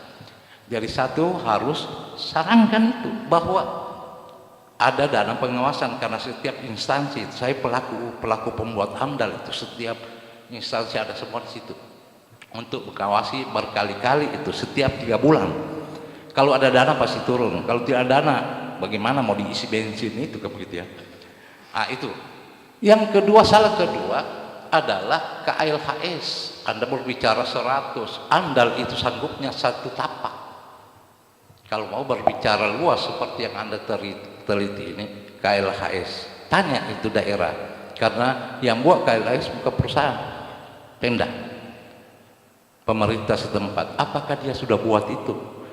Saya pernah baca-baca, tapi tidak ada daya dukun, daya tampungnya di sistematika pembuatannya itu. Nah, seharusnya berapa tambang yang dibenarkan? Kan harus seperti itu untuk mendukung daya dukungnya. Berapa daya tampungnya, berapa daya dukun daya tampungnya agar supaya tidak merusak lingkungan. Kalau itu tidak ada, maka tidak bisa kita katakan bahwa salahnya semua perusahaan itu, ya, karena tidak ada, pemerintah harus siapkan itu. Seharusnya di sana mungkin hanya 10 yang cocok, tapi tidak ada KLHS-nya berjalan sampai ribuan kan gitu ya. Saya kira nanti itu lebih berani harus sarankan, kalau tidak bisa diisi buat tadi Prof. Akmal bilang masuk ke kesimpulan. Kalau saya cukup saran juga kata-kata saya ini, cukup itu sudah bagus, bahwa ada salahnya Pemda, ada salahnya pelaku usaha, sehingga kalau mau diperbaiki ini sistem, baca ini disertasinya Pak Jambar, itu mungkin hari ini tidak baik, tapi ke depan itu dicari Pak, itu menjadi novelty terbaik untuk memperbaiki wilayah kita ini. Terima kasih. Baik, terima kasih Prof. Saya kira sudah banyak sekali pertanyaan, saran dan komentar dari para tim penguji kita pada hari ini. Saya sedikit saja mengatakan bahwa saya kira yang kita evaluasi ini kan kebijakan ini ya. Jadi tadi sudah dilakukan sebenarnya, sudah ada tujuan bagaimana menganalisis ya, menginterpretasi hasil dan menggunakan pisau analisis Bregman and Davis ya. Tentulah kalau kita menganalisis suatu kebijakan, tadi sudah disampaikan juga ada rekomendasi ya. Mungkin juga ada pelaksanaan perubahan kebijakan yang kita dapatkan dari sini. Tadi juga saya dengar bahwa ada saran dari Promopendus, ini UKL, UPL tidak cukup ini Bro. Kalau kita menggabungkan semua IUP yang ada, jadi harusnya AMDAL. Dan ini mungkin bisa dicantumkan juga untuk pelaksanaan kebijakan bahwa izin tambang misalnya khususnya batuan yang dia kompak dalam suatu lokasi itu harus di kawasannya yang di AMDAL ya, kecuali yang spot by spot, karena kalau memang cuma 10 hektar mau di AMDAL juga misalnya di bawah 200 ya. Jadi kalau kita mau membahas itu mungkin kita ya ada sedikit 1-2 alinea kenapa kita mengatakan itu dan itu juga saya kira tergantung dari pemerintah daerah, apakah kawasan itu saya kira bukan berarti harus dibiarkan tidak bisa ditambang, tapi mengikuti regulasi-regulasi yang ada, karena sayang juga kalau daerah di sana tidak ditambang, itu mubazir kita, ini sumber daya alam kan, cuman regulasinya bagaimana kita atur, kecuali misalnya ada kawasan-kawasan katakanlah Kars ini Pangkep Maros, itu dijadikan geopark oleh UNESCO yang tidak bisa kita buka untuk pertambangan ya. Jadi ya tinggal ini kita bisa melihat bijak. Nah, di mana kira-kira sebagai ilmuwan bisa mendiskusikan itu. Saya kira itu komentar saya terakhir.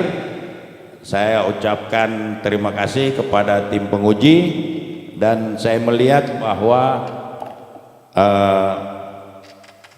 tidak perlu kita skorsing karena nilai sudah masuk. Baiklah Ibu Bapak yang kami hormati, saya akan membacakan hasil dari Promopendus kita pada hari ini. Setelah nilai kami rekap dari masing-masing tim penguji mengenai prestasi yang dicapai oleh kandidat selama studinya sebagai berikut. IP rata-rata untuk semua mata kuliah yang diujikan di luar disertasi adalah 3,78. Kemudian disertasi sebagai hasil karya tulis dan penampilan dalam redaksi ilmiah diberi nilai A, sehingga IP kumulatif menjadi 3,90. Dengan merata-ratakan hasil prestasi tersebut, maka kandidat memperoleh angka akhir kelulusannya sebagai Doktor Jambar dinyatakan lulus dengan predikat yudisium sangat memuaskan.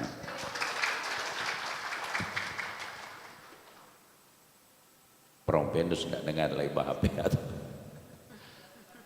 Apakah setuju dengan apa yang saya bacakan tadi mengenai prestasi saudara? Oh ya, silakan tanda tangan berita acara, maju ke depan. Penonton yang bilang lain katanya jalannya, saya tidak perhatikan tadi. Betulkah itu Pak? Oh, keram kakinya. Silakan. Mohon kita berdiri, kita akan melakukan pelantikan doktor baru kita pada hari ini. Bismillahirrahmanirrahim. Saya Ketua Panitia Ujian Doktoral melantik Saudara Jambar menjadi doktor dalam bidang ilmu sosial, konsentrasi BKU Administrasi Publik. Semoga Allah menerima amalan saudara sebagai amalan jariah yang akan saudara abdikan bagi ilmu pengetahuan nusa bangsa dan agama. Semoga saudara dapat mempertahankan integritas ilmiah saudara sebagai doktor. Saya ucapkan selamat.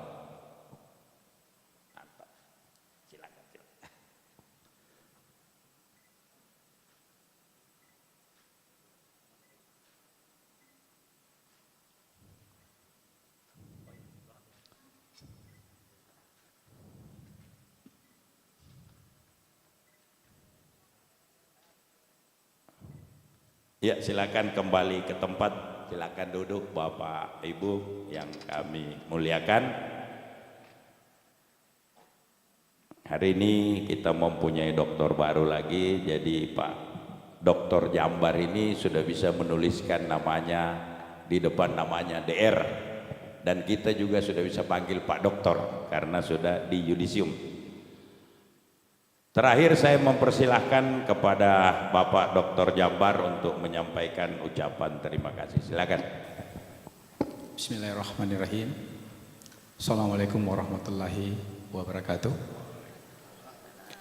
Segala puji bagi Allah, Tuhan semesta alam, berkat rahmat dan kasih sayangnya kita masih bisa diberi kesempatan untuk hadir dalam rangka promosi sidang Dr. Promopendus dalam ilmu sosial pada program Pasca Sarjana Universitas Tadulako. Selawat dan salam selalu tercurah kepada tauladan kita sepanjang masa Rasulullah Sallallahu Alaihi Wasallam dan pengikutnya sampai akhir zaman. Promopendus mengucapkan terima kasih terkhusus kepada yang terhormat dan amat terpelajar promotor saya, Bapak Profesor Dr. Insinyur Saiful Darman MPCA, dan kopromotor saya, Bapak Dr. Abdul Ripai MSI, yang selama ini hampir 6 tahun setengah selalu mendorong saya, karena memang ada proses yang saya kira sulit untuk bisa saya jelaskan kenapa hal ini tertunda-tunda. Cuman saya selalu menanamkan bahwa saya harus selesai. Terima kasih Pak Prof dan Pak Dokter. Terima kasih juga kepada Prof Adam Malik, Dr. Adam Malik MSc, IPU Asian Engineering, dan kemudian kepada Pak Prof yang terhormat dan amat terpelajar Profesor Dr. Slamet Riyadi MSc, dan yang terhormat dan sangat terpelajar yang bersedia hadir sebagai penguji eksternal saya, Bapak Profesor Dr. Muhammad Akmal Ibrahim MSI yang sejak kemarin sore sampai tadi malam saya banyak mendapatkan hal-hal yang luar biasa. Terima kasih banyak Pak Prof. Saya sedikit terganggu Prof berkaitan dengan, saya kira memang ini hal berat yang saya coba tidak pernah perlihatkan Prof. Banyak orang mungkin melihat saya kuat, sebenarnya tidak. Ada ibu mertua saya, kebetulan istri saya meninggal karena kanker 5 bulan persis 4 hari sebelum gempa. Jadi ditinggal istri itu luar biasa ya, belum sempat hilang rasanya tiba-tiba gempa. Gempa ini mengambil 5 orang dalam rumah saya ya, 3 anak saya, kemudian ayah mertua saya, kemudian asisten rumah tangga saya. Cuman alhamdulillah rumah bergeser hampir 900 meter dan anak-anak ada di dalam rumah. 2 hari setelah gempa baru kami bisa evakuasi. Sampai hari ini sulit saya kira buat saya, tapi saya selalu coba tampil tegar ya. Terima kasih Pak Prof atas dukungan moralnya. Terima kasih juga kepada Ibu Dr. Siti Aira Hasan yang selalu setiap ketemu saya, ayo diselesaikan. Saya bilang insya Allah. Terima kasih Ibu. Kemudian terima kasih kepada oponen ahli Ibu Dr. Rahmawati yang walaupun baru 2 kali ya Ibu kita ketemu setelah ujian tutup, tapi saya luar biasa komunikasi, kenal, terasa sudah sangat dekat. Begitu juga Ibu Dr. Intam. Ibu, saya senang sebenarnya Bu, saya sangat ingin suatu saat bisa banyak diskusi dengan Ibu. Terima kasih banyak Ibu.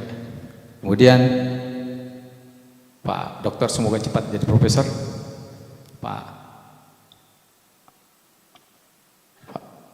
Pak Nasir, ya Pak Nawawi. Setiap ketemu di mana seperti teman Pak. Terima kasih atas dukungan moralnya. Terima kasih juga buat Ibu Sekretaris Provinsi yang kemudian hari ini bersedia hadir untuk mendengarkan pemaparan saya. Terima kasih juga Pak Kadis yang juga bersedia hadir. Minta maaf Pak Kadis, saya banyak telat di kantor karena berapa minggu ini. Dan terima kasih bersedia hadir di sini. Pak Sek, kawan saya, sekretaris Pak Irwan, beliau juga insya Allah segera menyelesaikan disertasinya. Saya kira ibu saya, Pak, kebetulan yang selamat beliau dengan saya. Jadi ibu satu hari malam Jumat itu tiba-tiba sakit, padahal tidak pernah dipisah sama cucunya. Jadi memang mau dipisah sama Allah itu. Kemudian saya karena kuliah, ya itu Pak, itu juga kenapa saya harus tetap menyelesaikan kuliah ini. Bukan sebenarnya kalau disuruh pilih Pak, saya lebih milih dengan anak-anak saya. Tapi mungkin ada maksud dari takdir Allah itu. Saya kemudian ternyata masih hidup. Saya tidak tahu ujungnya ada di mana. Saya menjalani aja. Saya kira yang bisa memahami saya cuma ibu saya. Allah saya lebih dekat sama beliau daripada ibu kandung saya yang memang kita jaraknya jauh ya. Beliau di Toli-Toli. Terima kasih juga teman-teman yang hadir, terutama dari Dinas SDM. Saya di SDM 17 tahun Pak Prof ya. Ini 2,5 tahun berpisah, jadi terasa ikatannya masih sangat kuat. Kemudian teman-teman dari perumahan kawasan pemukiman dan teman-teman seangkatan S3 saya lihat ada Ibu Intam ya. Terima kasih bersedia hadir, dan teman-teman yang lain yang saya tidak bisa sebutkan satu persatu. Saya kira demikian Prof. Wabillahi taufik wal hidayah. Assalamualaikum warahmatullahi wabarakatuh. Waalaikumsalam wabarakatuh. Jadi saya baca tadi di slide terakhir ini Al-Mujahidah ayat 11 ya.